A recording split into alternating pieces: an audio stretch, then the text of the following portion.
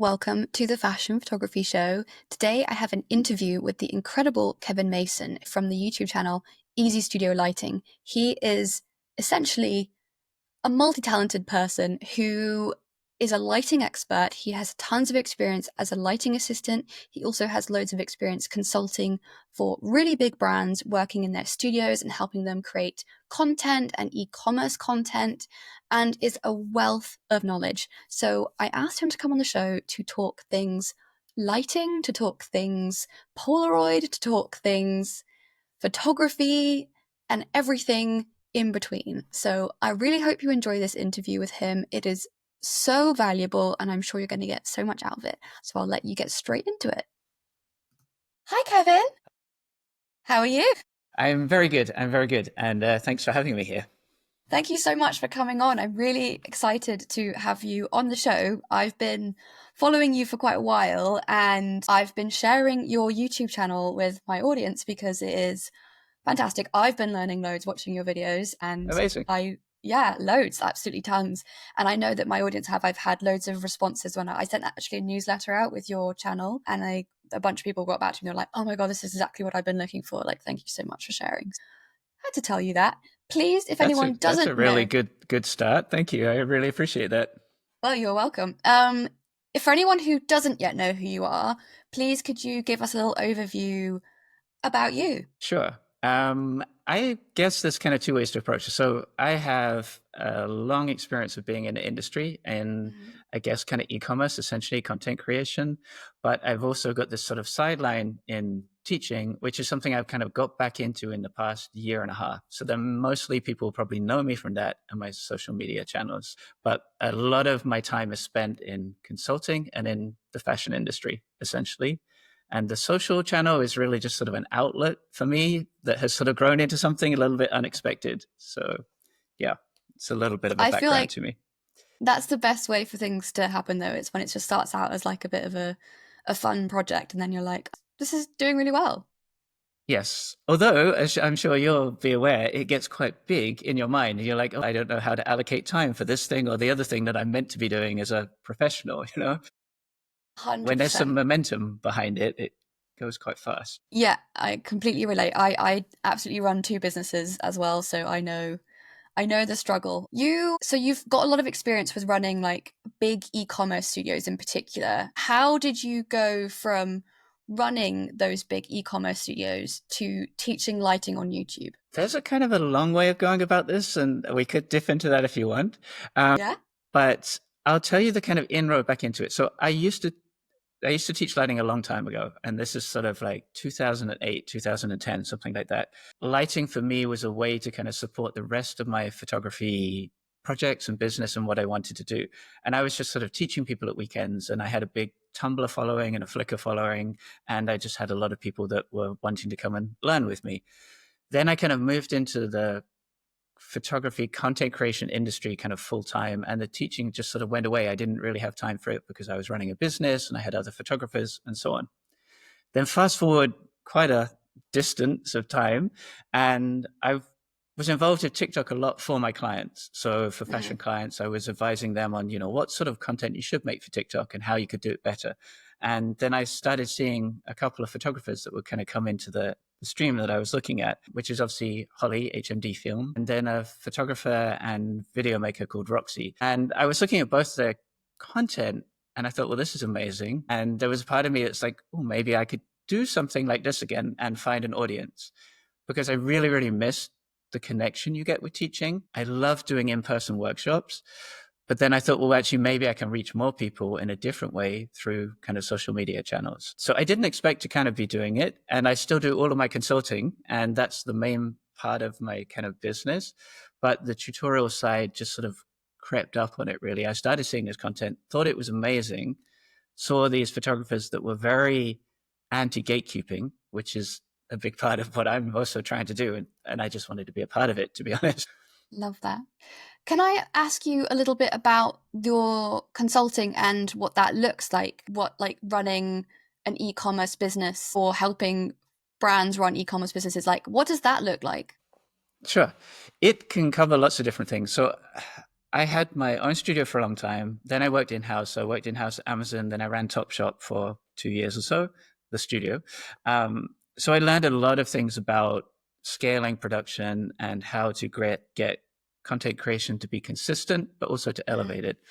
And what I realized was that there's a kind of a gap of knowledge and that there's room to kind of go into the industry and advise studios how they can get better at that, how they can engage their teams more, how they can, I guess, kind of get their photographers to be enthusiastic about the role, because e-commerce is very production line. It can be very tedious yeah, and boring. yeah. So I was really kind of focused on how can I make teams better. And so that's a big part of my business. And a lot of that comes down to how can we make the studio environment better? How can we make it Mm. more creative? How can we take away a lot of the repetitive manual tasks and focus on the things that are good for a stylist or a photographer or art director to kind of work on? But it is really varied how people approach me with a problem and like, can we solve this or can I solve that for them? But I have a background in architecture also. So I didn't study photography. I studied architecture. And that sort of led me into studio design. How can we Sure. design this 3,000 square meter studio in a way that's helpful for creatives and also is a production line at the same time? That's fascinating because I completely resonate with what you said about it can feel like a bit of a production line. I've done a lot of ecom in the past. I don't do so much anymore, but it can feel quite soul draining when you're just like doing the same thing over and over again.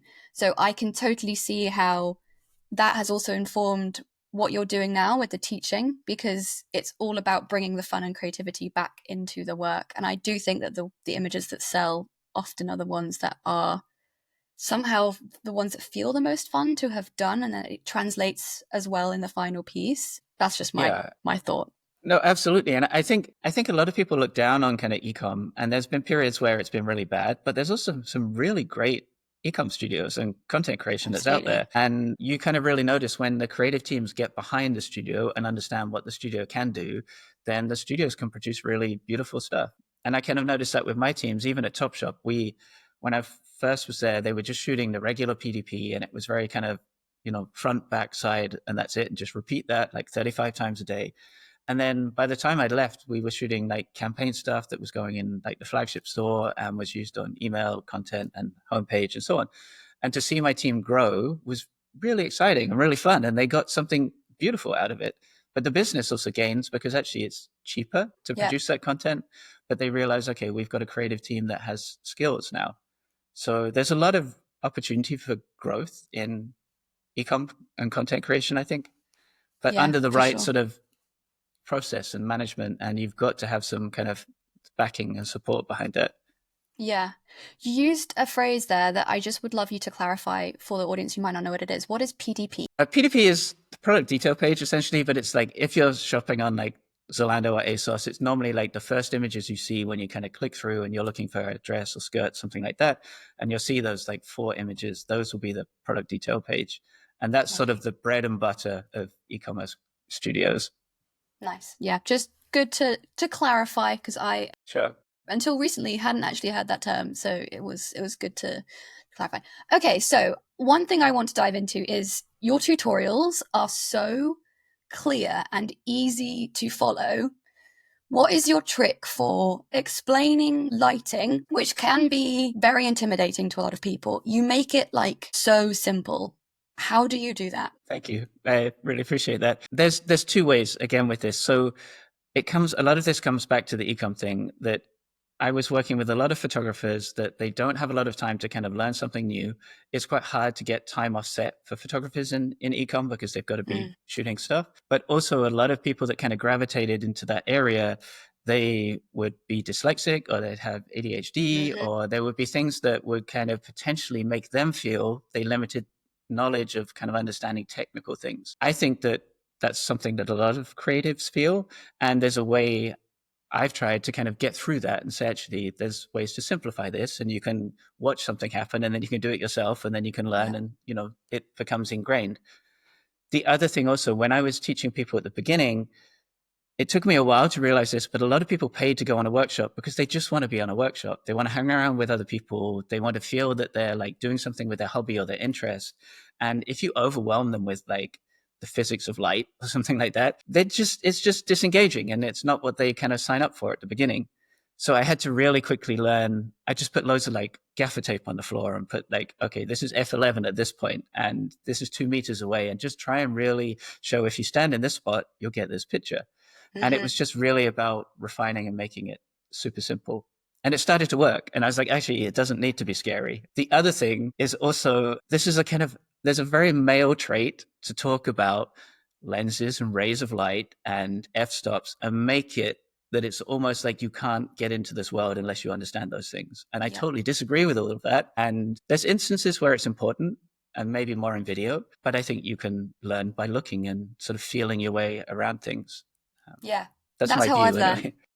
I'm Right. exactly the same. I've learned everything primarily by observing my assistants. I'm not going to lie about that. They've taught me so much just because they're on much bigger sets than I am all the time, and they get to see lots of different things. And then I'll say like, oh, I really want to sort of achieve this kind of thing. And often I work with the same assistants over and over. They will be like, oh, I've tried a new thing on set recently. I'll set it up, and then I see them do it, and I'm like, oh, amazing, new way of doing things. And I'm a visual person. I bank things through looking. So watching your tutorials, seeing how you do things, seeing how other people do things, I think absolutely. And then just trial and error, like pressing the button, seeing how it works that way. It didn't work. What was it? Move the light there, change the angle a bit, put the number up a bit on the light. Very basic, but Yeah. I think it does. And I think, once you get over the very simple things you need to understand of like, don't go above or below this shutter speed and so on, then, you can just start practicing. And I think if you try and remove the kind of ego from the learning process, and like you said, like learn from assistants. And I've had so many photographers, even that would come in at say Amazon, that they were shooting really good stuff. And I would mm-hmm. watch them and chat to them and like, oh, what light should we bring into this kind of editorial that we're trying to shoot? Mm. And I think as long as you understand everyone else can bring something to the conversation, then it's easier to learn and quicker to learn. Yeah. And I don't think you're ever done learning. I think you just learn forever, which is fun. Yes. Yes, for Yeah. sure. So you're really generous and open with all the information in an industry which, like we said, has famously been very gate kept. What drives you to be so open with all your knowledge? That's a good question.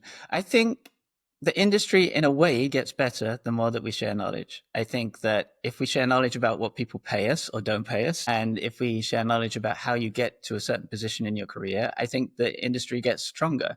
Mm-hmm. There is obviously a kind of argument that actually the more people that sort of flood the industry, then that can become impactful in a negative way. But I think if people have skills and knowledge and learning, they can bring other people up with them. And I think that's really important. And in a way, then people get less exploited because they understand, well, I've learned this skill. It took me a long time to learn it. I should be paid and valued for that skill set. So I've always tried to kind of take that approach. But Mm-hmm. also, again, probably similar to yourself, like I found it difficult for anyone to tell me anything at the beginning. Everything was very closed. I would learn stuff from Flickr, and there were a couple of people on Tumblr that did lighting breakdowns, and Yeah. I would learn more from that than ever speaking to other sort of old school photographers that were like shooting behind polyboards and blocking off their set, which I hate and I think is wrong. I agree. No, I also, the internet has really opened up my career in so many ways. And if I had been trying to do what I've done in my career 20, 30 years ago, I don't know how I would have done it. I know it would have been different and I would have achieved different things in different ways, but I think it's accelerated really quickly due to people being open and the fact that we have YouTube, and I could go on YouTube and look up something or see someone's Instagram behind the scenes and be like, oh, cool, they placed that modifier there that time. I wonder what that did. And then trying it on my own set definitely helped me. Yeah, I think so. I think the other thing with that, you see other photographers that, and Holly is a great example of this, and I really do, Holly, we love love Holly. love her She's been on work. this Sure, podcast. We love Holly. sure. Well, she's great role model, I think, for people. But obviously, you see her portfolio and her career just growing and growing, and it's Mm, not harming her by being open. And you see her team expanding. The other thing I think with photography is the barriers are not the technical knowledge. Once you've got that technical knowledge, you still need to know how to be on set, to behave, how to speak with people, how to coach people, how to get performances out of people, and have that network. And those are all the hard things. The lighting Yeah. should be the easy thing for me, I think, to help and explain. Yeah. No, I love that. 100%. So, if you could only use three modifiers in your fashion work, and modifiers for anyone who is newer are the things you put on the light to sort of shape how the light falls on the model or on the scene, which ones are you keeping and why? It depends if so my lighting really is for other people. I don't really take photos anymore. That's kind of heartbreaking to say, but I don't. I think I would always have like a 5 foot octa. I think that's a great size octa to have, and it gives you Mm-hmm. such range. You can take the cover off and you can give something with specular highlights, or you can keep something really soft. And then maybe like a magnum, something that's got this hard, kind of almost like sunlight feel, because it gives Mm-hmm. you the opportunity to play those two things off against each other if you need to. So if I had to have three, I would actually have two octas and a Yeah. magnum, I think. Love that. Yeah. I always love a hard with a soft. I think that always just brings an interesting dynamic. So I would Yeah. agree. I think also with that, like 90s photography obviously kind of shaped a lot of my vision, because that's where I was kind of looking at magazines and stuff. And I think, there's a classic hard light edge with a Mm-hmm. soft fill that you can get in 90s, which is still beautiful to me. And a lot of people are rediscovering through TikTok, I think, that kind of 90s aesthetic and old school It's Prada and so on. very trendy right now for sure. And Right. I love it as well. It's really, really cool. So, and I agree. I grew up looking at all my mum's magazines and being very much shaped by, so I would say probably more like late 90s, early noughties trends. But we see the same thing sort of repeating over and over, and it's really cool. Yeah. What would you say is your get out of jail if you're in a pinch, everything's going a bit wrong, everyone's getting a bit stressed, you're running out of time? What lighting setup is your go-to? I think it really depends on what is stressing everyone out. Because I feel my job as a lighting assistant is to solve the problem at the time and not have a kind of like preconceived idea. And I can give you an example of this, that I was Mm, working with a photographer who shoots amazing work, James Perrells, and we were in Italy, I think, on a little island shooting a jewelry shoot. We had to go there, and it sounds really super glamorous. It kind of was in some ways. We had to go to this island on speedboats, and we had loads of kit, but the light was really dropping really, really fast. And there was one big shot that we needed to get, and we couldn't get the lights from the boats and everything. So we used 6 iPhones just kind of around the model's head to create a ring light, all with the yeah. kind of torch on the iPhone, bit of dusk in the back, and it was beautiful. Like, I'm saying to myself, it was a beautiful picture though. And I think for me, it's about that. It's like, how quickly can you adapt, convince Yeah. everyone this is going to work, get the photographer on side, and if they show the willing to say, hey, we can make a good picture here, then I think you can achieve something. So it's Mm, really just about understanding what the photographer wants and what people are getting stressed about. And the stress then mm. was the light is disappearing in like 4 or 5 minutes. Can we just get 5 frames out in that time? Yeah, yeah. And I that's such a clear thing as well. Like being the problem solver, being able to quickly adapt and change things where you might need to is such a skill and something I've had to get good at as well and has come with time. But I've had so many examples similar to you where we're on set or we're running out of time, the studio is going to close and we need to do that one last look and it's not quite working. And what is it that's not working? And sometimes it's just stripping it all back and Mm-hmm. turning one thing on, turning off all the others, and it just works. And it can't always be, what's the word? Like, you can't always plan it. Yeah. Yeah, absolutely. And for me, it's about, like I said, it's about conveying that confidence to everyone else that this will work. Because I've been in situations where I was a photographer and I was shooting outside and the sun was going, and I just didn't have a solution. And I felt Mm, like the people that were there were like waiting for me to get it. And I was like, there's too much going on in my head and I don't know what to do. And I would kind of mess up the shot. So I think it's about, then it's about having a great assistant that can say, hey, let's just try this and just take a yeah. moment, everyone. And, we can pull this off, I think. Yeah. I always say fashion photography is a team sport because Sure. I work with a lot of photographers who are just starting and they are very used to doing everything themselves and they don't really feel like they want to start bringing other people in. But when you start having other people around you who bring their own skills or who even can just be a sounding board, that's where the magic happens because it's so hard to think of every single thing on your own. And Right. I've had so many I go back to my assistants a lot because they really are like my everything when I'm on set. The amount of times where I've been like struggling with a shot and we can't quite figure out what's working or what's not working, and then they say to me, oh, why don't you just try this angle? And then I'm like, yes, that was it. Mm-hmm. So it's not just always coming from me, and I think that is a bit of a misconception that some newer photographers think they have to be coming up with every single idea, every single thing has to come from them, and it's they have to lead but not necessarily always have the absolute answer for everything. Yeah, absolutely. I think it's, can the team sort of take the pressure off in crucial moments? But also, yes, to your point, that team effort, like the first time I worked with an art director was such a challenge for me because I was a bit like, who are you to tell me how to take a picture? And I really just didn't get the concept. It took me a while, longer than it should have, to kind of go, oh, this is actually really helpful. And I think a lot of photographers that spend a lot of time, watching videos or learning on their own think, yes, they've got to do it on their own. And hopefully that isn't the case. Yeah, no, I agree. So you've said that you don't shoot much of your own stuff anymore. Do you at all ever take any photos, or is it all about teaching and like doing the studio and the consulting? I think I don't really. My obsession right now is painting and thinking about lighting, but painting is my thing. I don't want to put this in a kind of really weird ego way, but I wanted to try something that I was terrible at and Hmm. just think, can I learn from scratch? And like a different part of my brain would kind of engage. And painting is so difficult for me, at Yeah, least, that's what I really kind of focus on. And that idea of you literally have a blank canvas, yeah. what can you produce out of that? So photography has sort of taken a back seat. I was super obsessed with Polaroid for such a long time, and I I was going to have ask you about that. okay, well, I have like an archive, I guess, is maybe a kind of strange way of putting it, but of just Polaroids that just sat gathering dust. I've got a storage lockup with Polaroids in. Wow. No one ever sees them, and I'm like, you know, I don't need to take any more. What's the point? They kind of need to have something done with them, or I need to just forget that and move on. No, So yeah, yeah, I love Polaroid as well, and I think I first found you through one of your Polaroid videos, if I'm okay. actually so quite a while back, and I think they're amazing and would love to see more content on Polaroids. What got you into Polaroids then? I think there were two things. One, the camera doesn't scare anyone.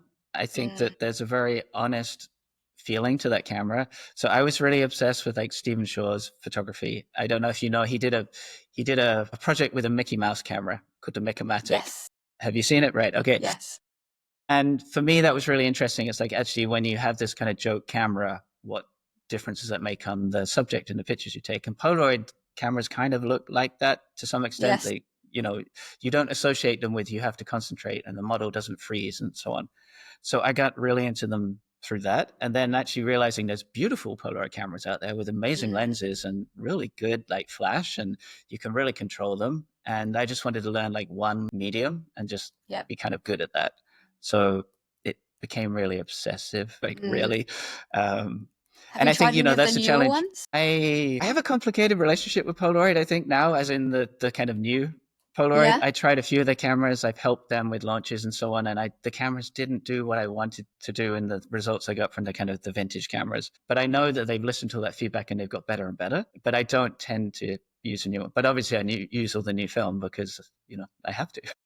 Yeah, yeah, yeah. But they were really helpful and supported me. That obviously they were in Berlin at the time. They gave me studio access. I got to shoot on their 10 by 8 cameras. The team was so Wow. nice. They gave me like a lot of opportunity, and it was really helpful to kind of when I was sort of freelancing and just didn't have a studio to shoot in. So as a business, they're super great, but the cameras are a little bit they do too much. I don't need an app to take a Polaroid picture for me. Fair enough. Yeah, I know what you mean. I haven't tried any of the new ones yet. I've got a few different Polaroid cameras sitting around. I've also got Instax cameras. I've tried all kinds of different things, but I do just love the simplicity of it. It Right. strips everything back. You can only really do a few little things with it, and and I love the instantaneousness of it. Yes. I mean, it is still magical, right? That's It the thing is. that's beautiful about Polaroid. And actually, we had them at Topshop. They gave us a bunch of cameras and we were shooting them. We would have Polaroid on the PDP. It didn't last for a huge amount of time, but it was Mm, interesting and nice. And it's interesting when you take that picture and show it to the model, and models just love a Polaroid picture. Like they everyone love loves a it. Polaroid picture. Yeah, well, they're objects of art in themselves. I think like they become a standalone object that you can keep and love. And I have Polaroids that I took 20 years ago that I still cherish and Sure. love so much. So Yes. yeah, little Polaroid tangent there, but I wanted to talk about that. So for photographers who might be pitching concepts to clients or magazines, and they're very lighting heavy fashion work in general, what portfolio pieces have you seen that catch art directors' eyes and like really make them interested in working with a photographer? I think it's a difficult question with that because a lot of art directors or creative directors that I've worked with, they have a very specific idea of what they need to achieve. Because obviously, again, my experience with this is very much about ecom content creation. So it's Yeah. quite quick turnaround. It might be you planning a shoot only 3 weeks ahead. And so you really kind of focus on what we want to get, whose portfolio looks like that. So it's Yes. way more kind of specialized. So I think for me, really, it's about, can you tell a really good story? Whether it's a still life story, it could be jewelry story, it could be something really simple, but in 4 to 5 images, is there a story there? And has the lighting enhanced that in some way? So it doesn't matter so much what the lighting is doing as long as it's supporting the story that you're trying to show. And I think that's really key. And again, if you're shooting models, it's a similar thing. Like, I think it's more important for an art director to understand the photographer has conveyed the message to the model and the model has understood the story. And, is that reflected in the posing and the hair and makeup? And is every part of that considered? And that immediately elevates everything that you're doing. Mm. So it's less about the technical. It's like, do all those bits support each other in the overall concept?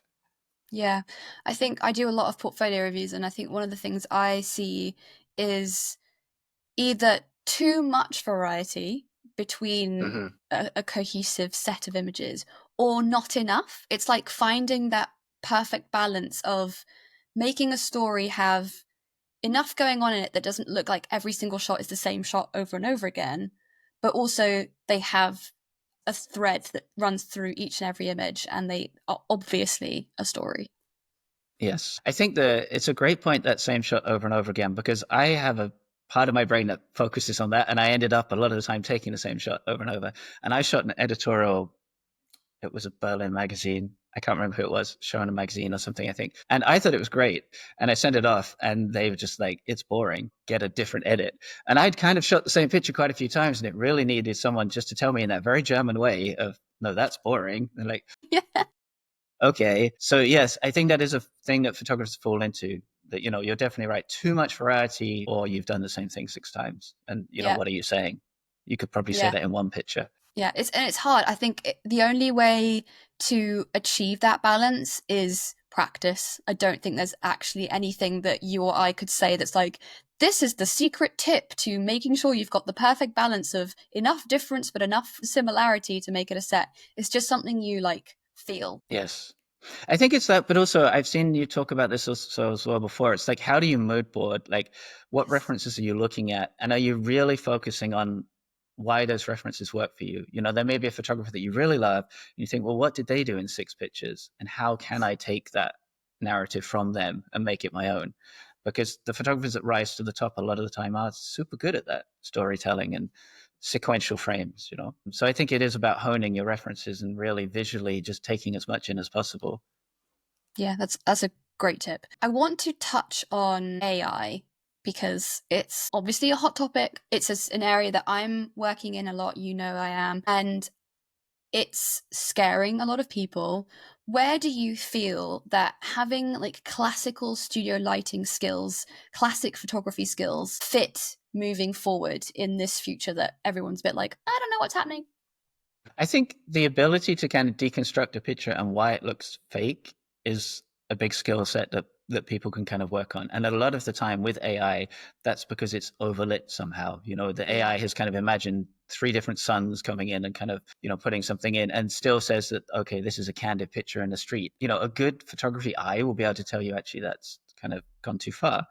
So Yeah. I think there are kind of elements for that, but then also the the prompting kind of conversation, I think, is quite nuanced because it's changing all the time. But I think if you can convey and accurately describe in text, as it were, what you want a picture to do, then you have a better chance of getting some good results in it. The difficulty, I think, is that moves photographers from being visual to actually using kind of a different language to Yes. communicate that. But that needs to be a part of the process because someone needs to be able to kind of quality control something and say it doesn't look real. It doesn't look like real photography. Or, maybe it looks hyper real and we know how we arrived at that point. So I think there's room for those skills to grow, but it's a whole different language. So you have to Yes. kind of engage with AI as something new. We're not just copying the real world. And a lot of people are trying to do that, and it sort of doesn't work that well, I don't think. Yeah. Are you seeing brands wanting to use the AI tools? What's it looking like on that side of things? Yeah. I mean, the short and scary answer to that is everybody wants to kind of crack the secret to that. And it's a conversation I have all of the time. And part of me is like, I wish I wasn't having the conversation. I wish it doesn't exist, but it does. So we have to kind of accept that and sort of move on. Yeah. I mean, it's a constant conversation and has been for a year and a half for me now. Hmm. Like, what can we use? How should we be using it? Is there a benefit? Can we shoot some imagery ourselves and then make it a bit better and create a stock library? And I think there's a lot of interesting conversations because at least in content creation, a lot of people don't want to destroy their teams that they've spent years building up, but they're being pushed to say, can we do this quicker or cheaper or have a better library to pull from? Yeah. No, that's really interesting. And it is a touchy topic, and it's something that we don't have answers to. We can't look into the future and know what things are going to look like in 5 years' time. But I think that I like to try and see the positives and look at it as a tool that is just going to be integrated, and some places will embrace it fully, other places will use it a little bit, other places will completely not use it, and brands will be like, nope, we're all human, we don't want to touch AI at all, we want everything to be done with a camera, old school, just like there are brands that only use film photographers these days. Yeah. I mean, I have clients that I can't mention specifically, but they are very like, we don't ever want to touch it because, they have heritage that is very important to them and they've had huge photographers shoot their campaigns for years. So they don't want to destroy that, overnight. And I think that's good and that's really valuable. But I know in a year's time or 2 years, they'll be having more conversations with people saying, well, should we really fly to, this island and shoot this? And we could actually at least do the backgrounds here. Yes. Um, so it's a constantly kind of evolving conversation, I think. And the interesting bit to me is like how many elements of AI, maybe the model is real and maybe they're in the studio, but maybe every other part of the concept is AI.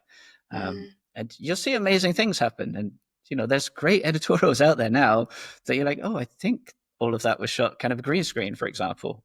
Yes. It's a new avenue, but it Yeah. is scary for sure. It's scary, it's exciting, it's so many different emotions, and it's happening very fast. So I just felt like we had to touch on it and sort Sure. of mention it, because it's the big elephant in the room that everyone's like, oh. And I think the thing is, every time as a photographer, you talk about it, and as a consultant, every time I talk about it, I think I can sort of feel that some photographers are like, you shouldn't even be acknowledging that it exists. You're Yeah. harming the industry. And you're like, yeah, but it's here. It's not going. And the amount of money that's gone into it, like it's kind of too big to fail almost at this point. Yeah, no, I think ignoring it is the wrong way to go about it. It's absolutely, we have to talk about it. We have to have open conversations about it. We have to have discussions about it and talk about what's good, what's bad, and what's working and what's not working, and what's sitting well with us and what's not sitting well with us, so that we can evolve as a people of creatives together and make sure that we're having an input on how the tools are built as well. Like, I think the last thing we want is for the big tech to run away with it without us having any control or any input on it at all, because then it really doesn't have our voice speaking for how we want it to be used and how we can contribute to it. And I think that would be a real shame. Yeah, absolutely. Anyway, so let's get on to some more traditional quickfire questions. Okay. If you had to pick between using a softbox or an umbrella, I know what I would pick, but what would you pick? I think it's changed in the past year. So I would have Cool. always said an octa. And then this is Holly again, unfortunately, like too much influence in my brain. A soft light umbrella, like umbrella with a sock, I've super got into them. I never really used them before. I'd use a bounce Really? umbrella, but soft light umbrella, I love it now. Yeah. They're great. I've been an umbrella girly for years, just because I don't live in central London. I've done a lot of traveling in and out constantly for the last like 5 years, and I have most of my own kit. And it just makes so much more sense to have very easily transportable collapsible umbrellas with Right. socks. Like that's just what I've always done, and I love them. I think they're great. So I'm also an umbrella girl.